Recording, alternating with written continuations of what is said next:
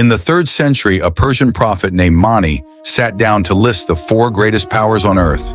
He named Rome, he named Persia, he named China, and then he named a kingdom that most people today have never heard of, Aksum. Aksum was an African empire that minted its own gold, built monoliths over 100 feet tall, and dominated the trade between the Roman Empire and India. UNESCO calls it one of the ancient world's major African states, a major power between the Eastern Roman Empire and Persia. But Aksum did not appear out of nowhere. It was the culmination of millennia of political development in the Horn of Africa. And its story is filled with details that most histories get wrong. Let us fix that. Long before Aksum, the northern Horn of Africa was already home to complex societies. Archaeologists call this the pre-Aksumite period, the late 2nd to 1st millennium BCE. The most significant early state was Dğmt, sometimes called Dđmt, which rose around the 10th century BCE with its capital at Yeha, in what is now northern Ethiopia and Eritrea. Dđmt was not an overseas settlement of southern Arabia, despite older theories. Yes, its rulers adopted South Arabian architectural styles and script, but archaeologists today agree. Dđmt was fundamentally an African kingdom. Its pottery, its political traditions, and its funerary customs were indigenous. The South Arabian influence was real but largely superficial, more like cultural borrowing than foreign domination. When Dđmt declined around 400 BCE, smaller Iron Age kingdoms filled the vacuum. They mastered ironworking, intensified agriculture, and laid the technological and cultural foundation from which Aksum would emerge. The Kingdom of Aksum emerged as a recognizable state around the 1st century CE, though some archaeological evidence pushes its proto-origins back to around 150 BCE. Its capital, Aksum, sat in the Ethiopian highlands, but its real power came from the coast. By the 1st century, Aksum controlled Adulis, the most important port on the Red Sea. Adulis was not simply a harbor, it was the central transshipment hub between the Roman Mediterranean and the Indian Ocean. Ivory, gold, emeralds, silk, spices, salt, exotic animals, and agricultural products flowed through Aksumite hands.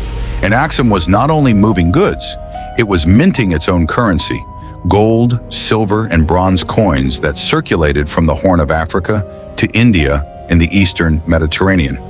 Aksumite gold coins have been discovered as far away as Mangalore and Madurai in southern India, and at Ayla in modern Jordan.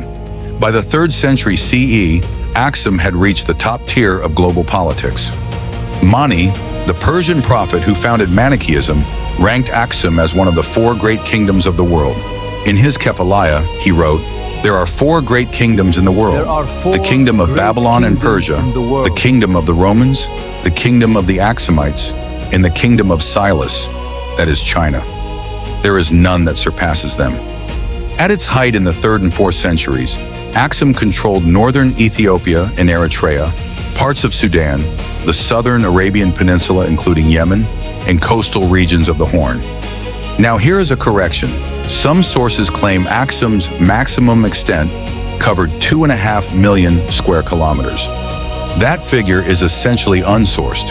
We know Aksum's reach was vast, spanning 2 continents, but historians are cautious about pinning an exact figure on it. What we can say with confidence is that Aksum was the dominant power in the Red Sea Basin, and that was enough to put it on Mani's list. In the mid-4th century, Aksum made a decision that would shape East Africa for the next 1700 years. Under King Ezana, who ruled from the 320s to around 360 CE, Aksum became the first sub-Saharan African state to adopt Christianity as its official religion. The key figure was Frumentius, a Greek-speaking Christian from Tyre in what is now Lebanon. He had been shipwrecked, taken to the Aksumite court, and eventually became tutor to the crown prince. When Ezana took the throne, Frumentius helped establish the Ethiopian church, and Ezana's coins shifted from earlier symbols to the cross. During this same period, the Ge'ez script evolved, absorbing Greek and Sabaean influences into a written language that is still used in Ethiopian and Eritrean Orthodox liturgy today. Aksum's power did not rest on trade alone. It projected military force across the Red Sea. In the 520s, the Himyarite king Du-Nuwas, who according to contemporary sources followed the Jewish faith, began targeting Christians in Yemen. attacking the community at Najran and destroying their places of worship. The Byzantine Emperor Justin I sent a letter to King Kaleb of Aksum, urging him to intervene.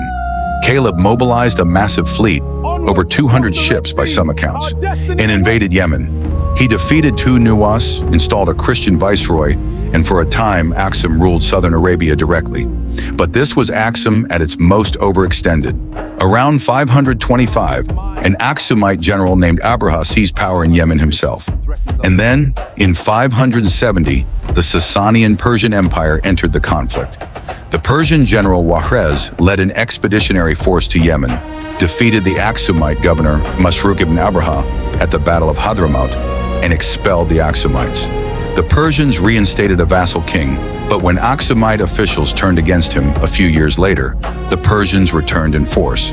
By 578 CE, Yemen was firmly under Persian control, and Aksum's Arabian Empire was gone for good. Here is where many popular histories make a serious error. They claim that the Persian conquest of Egypt severed Aksum's Mediterranean connections. That is incorrect. The Sasanian Persians did conquer Egypt, but not until 619 CE under Khosrow II, long after Aksum's decline had already begun. What actually broke Aksum was a combination of factors. First, the loss of Yemen in 578 cut off a major source of tribute and strategic depth. Second, the rise of Islam in the 7th century gave Arab Muslim fleets control of the Red Sea trade routes, isolating Aksum economically. Third, the migration of the Beja peoples from the north destabilized Aksum's territorial control.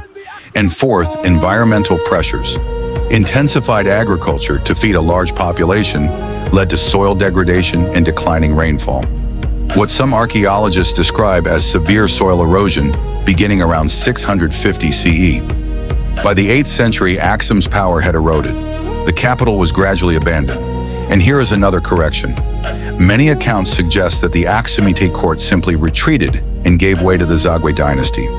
That is an oversimplification. There was a gap of roughly 150 to 200 years, a period of limited records between Aksum's decline and the rise of the Zagwe around the late 10th or early 11th century. The Zagwe were Agau peoples from the Lasta region, not direct Aksumite successors. According to Ethiopian tradition, a queen named Gudit, whose religious background is debated among scholars, overran Aksum around 980 CE and destroyed many religious structures before the Zagwe established their own Christian dynasty at Roha, later called Lalibela. Even in ruin, Aksum speaks. The capital was a city of extraordinary monuments. Its giant stelae, massive stone pillars up to 33 meters, or about 108 feet tall, were erected as funerary markers for the royal elite between the 3rd and 6th centuries. UNESCO's press materials describe the largest fallen stela as the largest monolith ever carved by human hands. But the more precise UNESCO World Heritage listing says it is possibly the largest monolithic stele that ancient human beings ever attempted to erect. Either way, it is one of the most astonishing feats of ancient engineering anywhere on Earth. The palace ruins are equally impressive. The foundations of Enda Semun, Enda Mikael, and Takamariam include a building 120 meters long and 85 meters wide, dating to the 1st millennium CE. Aksum gave the Horn of Africa 3 things that never disappeared. The Ge'ez script, still used in liturgy by millions, one of the oldest Christian churches in the world, and a tradition of statehood that connected an African civilization to the highest levels of ancient global politics. In 1980, the archaeological site of Aksum was inscribed on UNESCO's World Heritage List. Mani named Aksum alongside Rome, Persia, and China.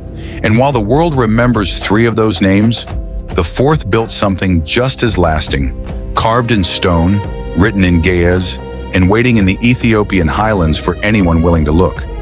If you want more history they don't teach in school, like this video, subscribe to the channel and turn on notifications so you never miss the untold stories of history.